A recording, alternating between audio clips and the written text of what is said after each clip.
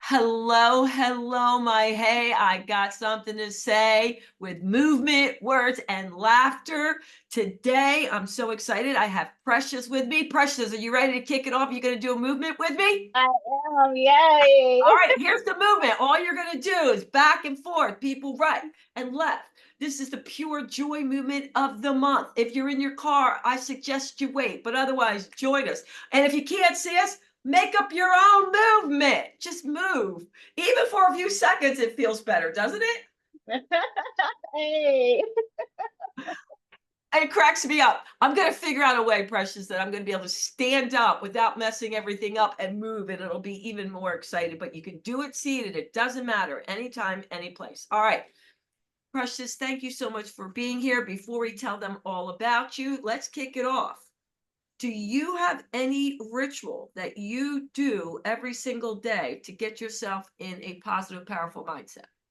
Oh, that's a great question. So yes, absolutely. I wake up and I go working out. I go to the gym.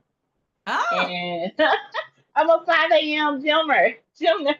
no, you're not. I'm there. I'm there. So that brings me a lot of joy.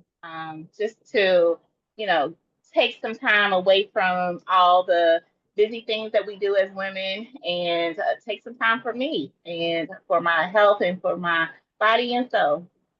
Do you have any? I thought like maybe you might have some rituals that you say to yourself every morning. I say every morning a prayer. I say a prayer, and I also say that you are capable of anything that you put your mind to. You are capable of anything that you put your mind to. Hmm. Now, do you change it up or do you say the same thing every morning?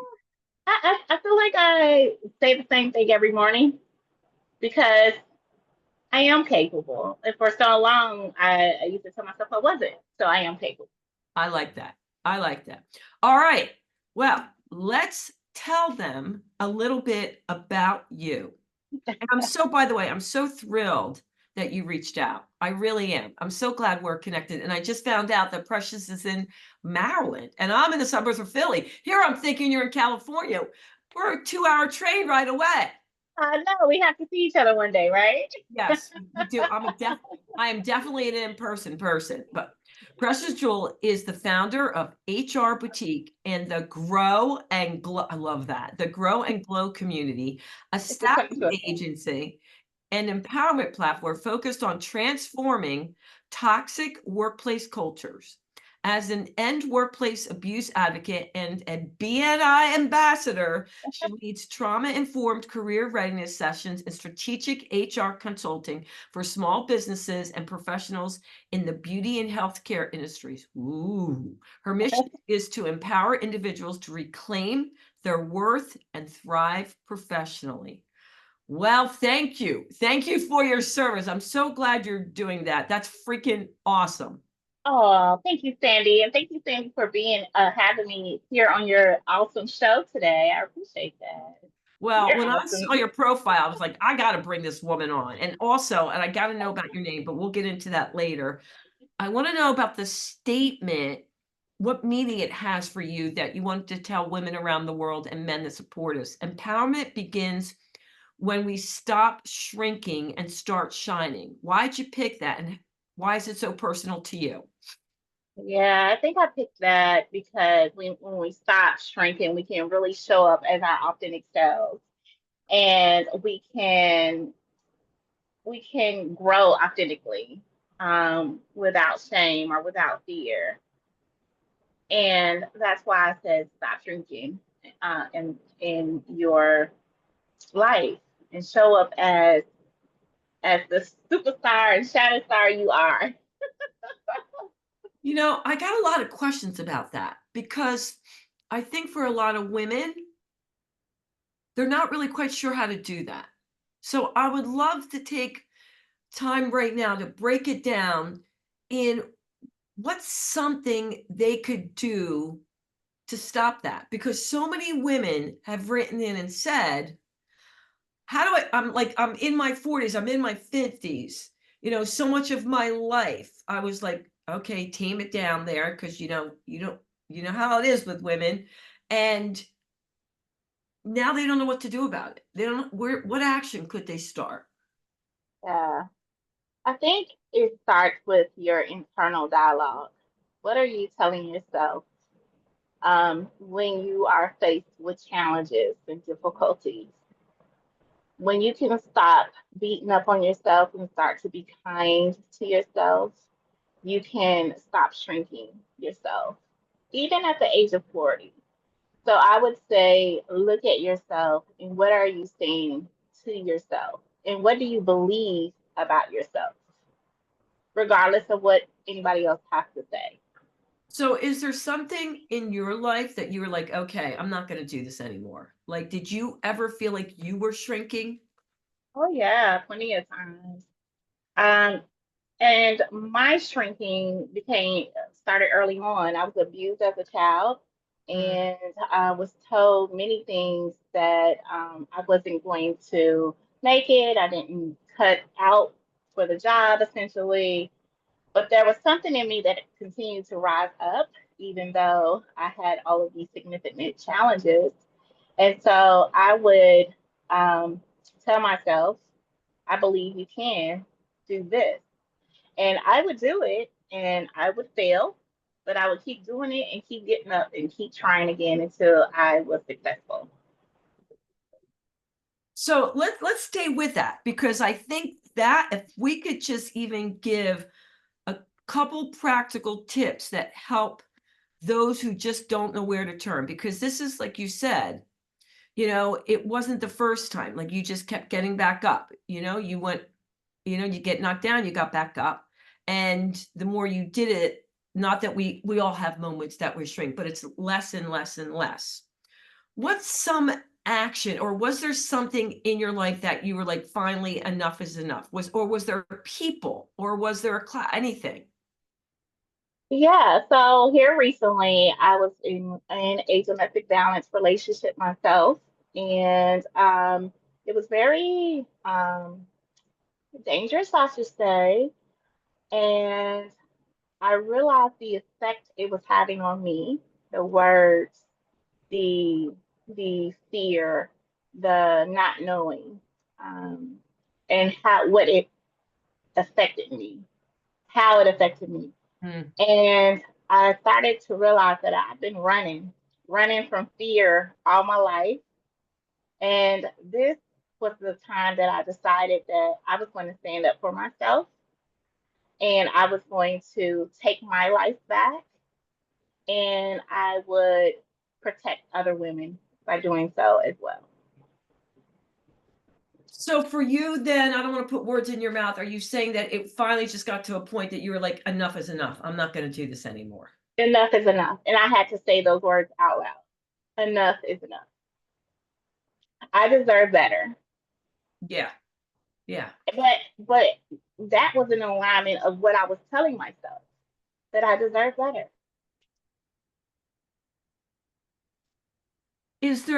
How many years ago was that? How long ago was that? Just a year ago. Just 1 year ago. I'm so proud of you. Thank you. And I'm so proud of you for coming on this podcast and, like you said, wanting to help other women. I mean, Yeah. it's still raw. Yeah. All right. So I think I'm going to change up what I was, the anchor of what I call this show, because I want to dive into this a little more because I think so many women could benefit from this. Yeah. I really do. I really do. So here you are. You're like, finally, just a year ago, enough is enough. I'm worth more. Were there any people surrounding you like that were your advocates that you could turn to for help? Did you have your posse? Yeah. At that moment in time in life, I did not. I had dealt with this relationship for 2 years and I felt that I could change this person. Um, there was a lot of alcohol involved. Yeah. And if a woman is involved with a man that is maybe has alcoholism, It is an emotional roller coaster Yeah. Oh, throughout the relationship. And so I got tired of trying to rescue and not be able to fix the situation.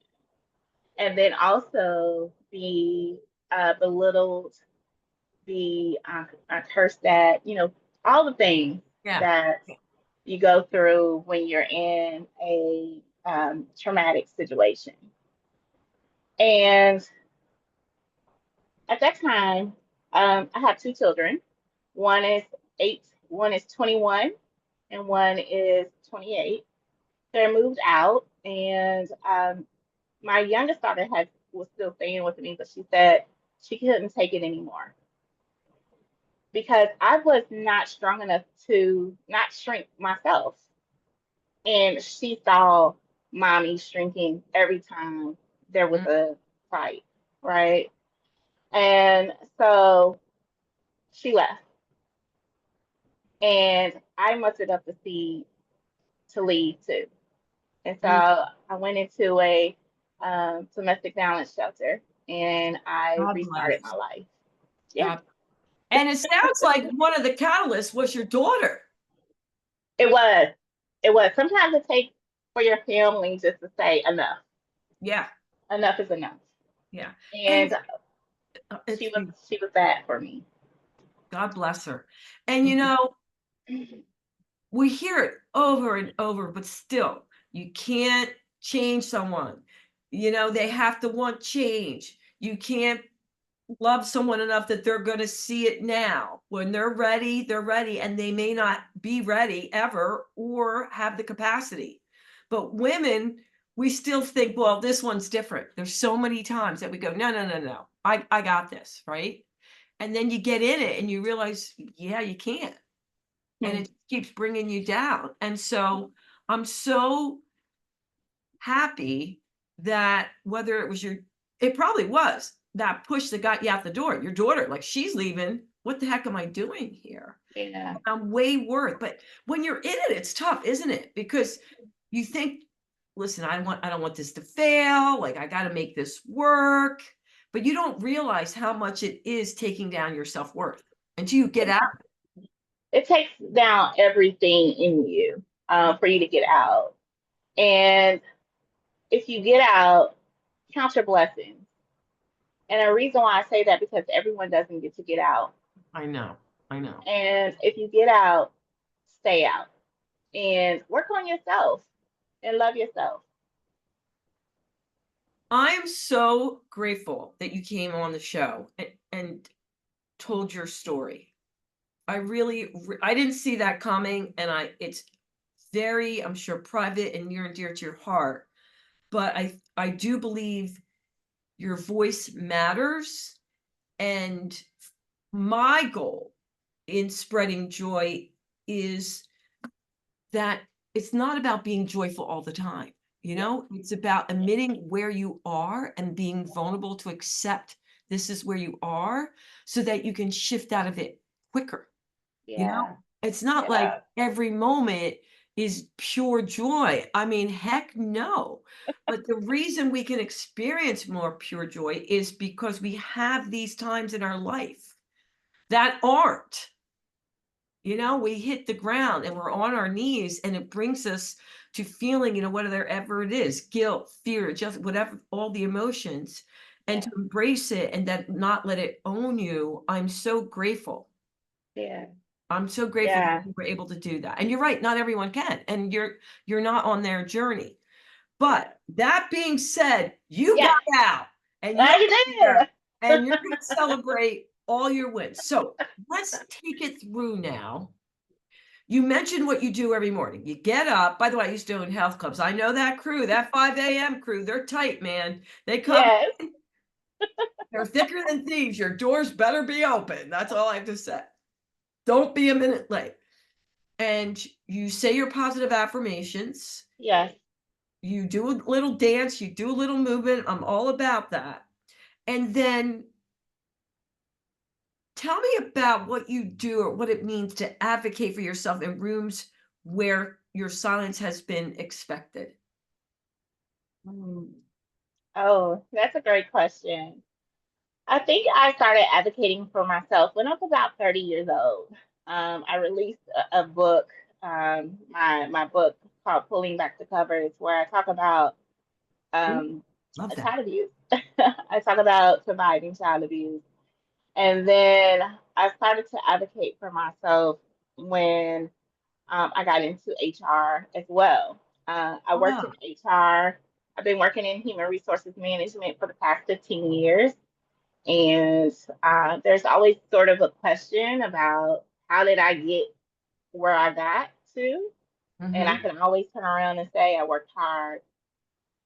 I worked hard and I was consistent and dedicated to what I felt like was transformation, which was moving my children from Louisville, Kentucky to the Maryland area. Ah, Now it all makes sense, right? yeah, okay. Which that was me standing up for myself in a way, being able to just let everything go and trust that everything would work out, even though I didn't know how it was going to work out. I trusted it would. Yeah. I want to circle back because you said at the beginning, you know, audit your circle, surround yourself with people who speak life into your vision. And you said a year you didn't have that. Do you have those people in your life now? Absolutely, yeah. And sometimes it doesn't come as your close friends or posses. Sometimes it can come as mental health therapy, Yep, or yep. it could come from coaches who see the vision. You may have a vision, but it's kind of hard to get it out, and someone else a coach may be able to bring that vision out for you, Hmm. and really erasing the negativity in your life and being okay with parting ways with negativity. I know I'm saying a lot, right? It's like, No, no, I want to make sure because I want them to hear this yeah, that it's it may come from your significant other. It may come from your family. It may come from therapists or coaches. I mean, for me, it takes a village. I need a lot of peeps in all directions, you know. exactly. Like, yes, And honestly, I think every few years I clean house. I'm like, whoa, how'd you get in there? And they, you have to take inventory yeah, of your life. Is it making you happy? Is it bringing you joy? How do you feel? All right. So as women, so many times we take care of other people and we forget to check in with self. And yeah, that's why I said it's important to just talk to yourself and figure out what is self saying to self about the situation, yeah, yeah. about anything. What is self saying? Well, I talk a lot to trees, Precious. So just see, You. yeah, Nice. and I journal and I journal a lot, Okay. and I check in with myself that way too. And I noticed that you said you document your journey and keep a glow up journal to track your growth and gratitude. So, what is a glow up journal? Oh, my glow up journal. So really acknowledging where I have been and where I want to go, and having those fierce conversations with myself. Uh, like you said, every day is not joyful, but every day I have something to be grateful for. And so I journal it. I journal um, and cry. I think it's therapy. It's when you spend time with yourself and write and read. I think I'm not, I'm consistent with journaling, Hmm. but the thing that and this is the second person I've had on recently that I want to document more, or even, and I'm good with the gratitude, but I don't think, and I do celebrate my wins. Like I'll do a happy dance and all that, but I think I want to document them. I want to write down even at the small little win that I got that day. I think I would really enjoy that. Yeah, when you look back on that small little win, and especially if you were having like a difficult day, that Yeah. just helps you build confidence that, hey, I was having a really hard day, a really hard moment, but I was able to document this win, and this brings me joy. Yeah, and I don't do that enough. Like, I'll be excited, but I think it would be really cool because I do believe in the power of writing something down and go, "Oh my god, yeah, that happened," whether they're big or small wins. Uh-huh. Because I do get excited, I just don't write them down, but I think I would love looking back at it. It would go, Yeah. "I did that." Not just the big things, because 'cause you're gonna know the big things. Yes. All the things that got along the way. You know what? Because the life journey is not easy sometimes. And it could be just that small joy that you documented, what brought you joy. And you can Yeah. continue to document small joys. And then there'll be big joys, right? Yes, there will be. Yes, there will be. I love Precious, it. I need to ask you more about what you do right now. So in your day, where do you spend most of your time with the Yeah, HR thank boutique? you. HR Boutique was born in November of 2023. And I work with one entrepreneurs. I help them build their businesses if they need help with that. And then I do HR consulting. So if you have a business and you're looking to grow and hire recruitment and you need a HR infrastructure, I help Oh, you with that. And then I do a lot of career readiness with the youth. I work with the youth and I work with communities and I partner the youth with opportunity. And so that's how my day looks in HR boutique. well, I didn't like when it said grow and glow. Uh-huh. I love that name. I love the grow Yes. and glow community. Oh, And thank you. yeah, and I love that it says the platform focuses on transforming toxic workplace cultures. Yeah. I do so many great things. But one of my favorite things is that I'm an advocate for in workplace abuse. And if there's a psychological safety act that's being passed across the United States that will make an employer deemed liable for psychological safety in the workplace. So I am an advocate of in workplace abuse as well. Okay, can you tell me a little bit more about this? Because I'm not as familiar with that area. Not that I don't talk to many people that are in workplaces, but as an entrepreneur my whole life, I kind of am very fortunate of I would never have that in my Right, right, right. workplace. No, that right. I hope That not. makes I sense. mean, if we did, they would be gone. But anyhow, how do you get brought in? Like, it's confusing to me. Like, if there is abuse going on, would they admit it? Like, how do you know about it? Like, Well, someone has to not have fear and have to be able to document what has happened to them. oh, okay, they're reporting it. Yes, and be able to articulate to someone else what has happened to them at the workplace. And a lot of times, um, there's a 50 billion people have been affected by workplace abuse. Mm. And I stand along Kimberly Williams, who's my friend and advocate as well.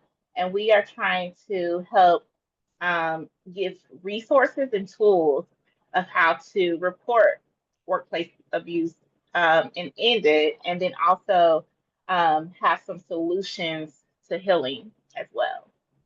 So, do you have just a few examples that you could give us of what somebody may not recognize as workplace abuse, but it is? Because, I mean, there's got to be a ton going on. So one example I could share is the term called gaslighting. So you present your work to an employer, and the employer sort of gives negative feedback, or it's not clear on what the expectation is. Mhm. There's a lot of noise, but there's no answers. There's a lot of talking, but there's no answers to what do you do next. So ultimately, the woman or the man could walk away feeling as if their contributions don't matter, or they work so hard on it and their voice is not being heard because it's all this noise, and not really listening to the employee. So that could be a form of psychological workplace I got safety. it. Yeah. Yeah, Because I want to be very clear for people who may be in need. It's not just physical abuse or sexual abuse. it's not. It could be emotional, um, uh, demeaning conversations, or keeping you out of a conversation when you should be involved in the conversation. Um, not allowing you to have a voice when you should be having a voice. Those type of things are psychological safety. Is that more difficult to prove? It is. It is. But there's 50 billion people who've experienced it though, and from what I understand, it's the same. If the brain was to have an X-ray, it would show up as PTSD Wow. in the workplace. So it has the same effect of trauma and fear as PTSD does. You didn't pick an easy area to do in life, did you, Precious? Hey, But I was we're kind of learning. born into this. It's okay though, but I am an advocate for wellness, employee workplace wellness, Yeah, and supporting employee well-being. And we're going to talk about it, and we're going to provide some solutions on how we can move forward. I love that. So it's full circle. You're dealing on Yes, one end and the other end. Yeah. yes. You know what? I'm happy. I'm so happy you're doing that. I'm so happy Oh, and thrilled. thank you. I'm thrilled because it's not an easy path. And I even know from other people I've spoken to, it's the mental and psychological abuse. It is. It's It's um exhausting. yeah. It's And really exhausting. you could be convinced that you should just tolerate it and suck it up and Yeah, no. absolutely. And I've always been have a soft spot for that. Meaning like, okay, you see a bruise, okay, you're immediately jumping in, but you can't see the psychological abuse, and it's Yeah. it's And you devastating. know what? Psychological abuse has an effect on the whole person. And then when they go home, it has the effect at home. And it's Oh, just a ripple effect when they're not happy at work. So, what is a suggestion that you could give someone that is in that position? What should they do if they feel they are being abused at work? that's a lot to unpack. That's a whole session. Yeah, what I think some immediate steps they could do is one, have they tried to have a conversation with that person's superior? Or have they tried to have a conversation to let them know how it really makes them feel? So I think communication is very important. The second thing I would say would be documentation. Be Okay. able to recall what's happened and how it happened, where, when, what, why, right? So keeping a journal. I know that doesn't feel good to keep journals of things like that, but in the event that you have to share it with an attorney or someone, an advocate on your behalf, then you'll have all the details. So that's why that's important. And then I think the third thing I would say is break the silence. Even if you have to talk to a friend, a pastor, a coach, tell Yeah. someone, don't hold it in. Because self care is what you're going to need in order to get through this hard and difficult process. It's self care. Well, Precious, I know if I was going through this, I'd want to be working with you. That's for sure.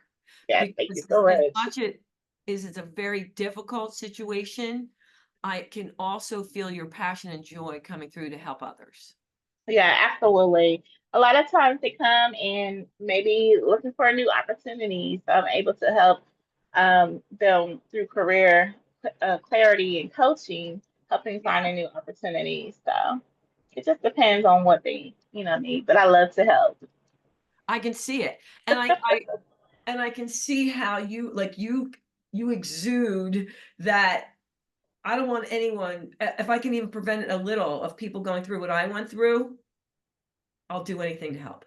Yeah. I think I just give a voice to your pain because I've been there, I've done that, I understand, and I know what it takes for you to close that chapter and move forward. Yeah. Yeah. You know firsthand. Yeah. Well, Precious, I'm so glad we connected. Our time is wrapping up, but before you lead the dance at their end, is there anything that we didn't get in that you want to get in? Let's go with some joy, right? Some more movement and celebrating um, not only the milestones, but any achievements as well for your ladies, right? And Yeah. for Men that things. support us. Right, right. Although you may be having a tough time, but look toward the future. The future is bright. Yeah. And if they want to work with you, how can they find you, Precious? Oh, thank you. They can email me at precious at hrboutiqueservices.com and or they can go to my website at I just got it. So it's hrboutiqueservices.net is my new website. Oh, And I'm always on LinkedIn. I love to connect. yeah, you're good at that. You're way better than me. Oh All right, no. hey, I got something to say. Women and men around the world with movement, words, and laughter. Precious is going to lead us out with a dance. And if you can't see it, that's okay. Just make up your own dance, or you can watch it at another time. Precious, you ready to take us out? Hey, yes, we're gonna do a little bit of twisting and a little bit of going forward. I liked it. Listen, I'm all about being Twisting and going forward. it makes I me love feel it. so happy. It doesn't have to be much, but look, it already makes me laugh.